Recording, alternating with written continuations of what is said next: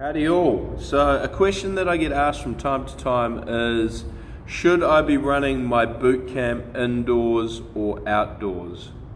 Now, there are a lot of variables when it comes to deciding if you're going to run sessions indoors or outdoors. Okay, I would say the first and most important thing would be your clientele, your target market. What sort of training do they want?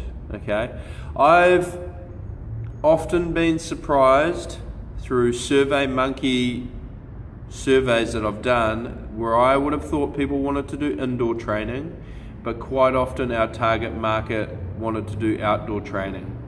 There's something about boot camp, okay? There's something about that word that people just assume that they're going to be training outside, okay? So there's a certain percentage of population who will definitely want to do outdoor training.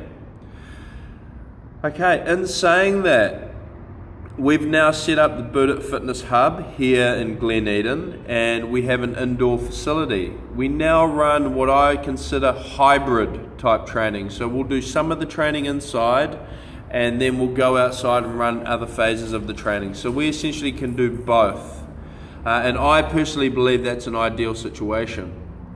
Other considerations for running outdoor training would be numbers. So this facility here, I can probably train up to 30 people. Now, if I'm running mega groups where I've got multiple trainers and I might have a group of 50 or 60, or I might run an event for a school, or I'm running a charity event, then I definitely need to go outside. That's just common sense.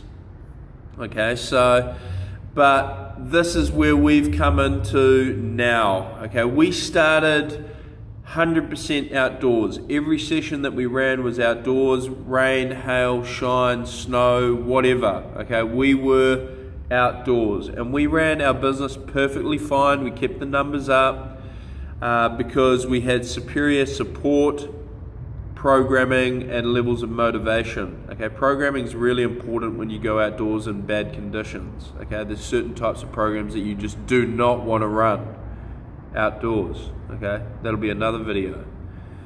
How did we transition from outdoors to indoors? Well, we built up a group in this area that essentially allowed us to move the group into this location. We had our overheads covered. We didn't have to go get a bank loan. We signed a lease, and from day one, our lease was paid and our overheads. And then everything over and above that, as we grew additional programs, we put a strength and conditioning facility over there.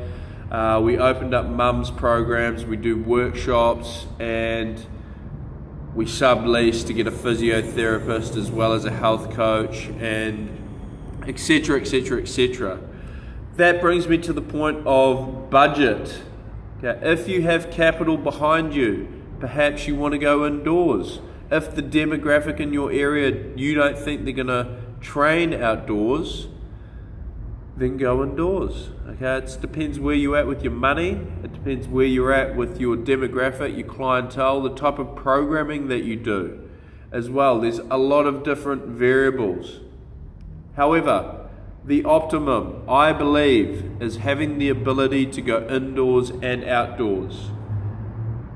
You might ask, but I don't have the money to get a permanent facility. Well, what you can do, my friend, is hire somebody else's facility. For example, this is what we used to do in winter.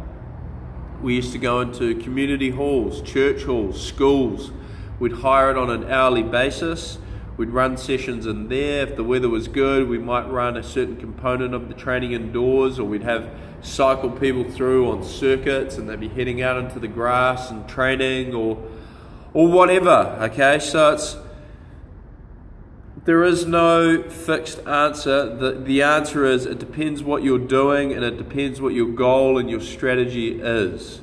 I will say that now we do have an indoor facility. It does give us more scope to be able to run more programs, different types of programs, and essentially get more numbers through the door. Okay, I have seen other boot camps, and I've got boot camps within our affiliate group that are 100% outdoors, and they really maximize boot camp locations to the fullest.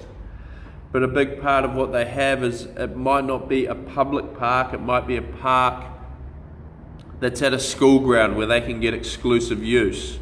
Okay, the challenge with public parks is that other people can use them. Other people can secure your premium training area with all the little things and seats and bars that you like to use. You can't 100% guarantee that that's going to be yours when you turn up. So, I hope that's given you food for thought about whether you should run an indoor or outdoor boot camp.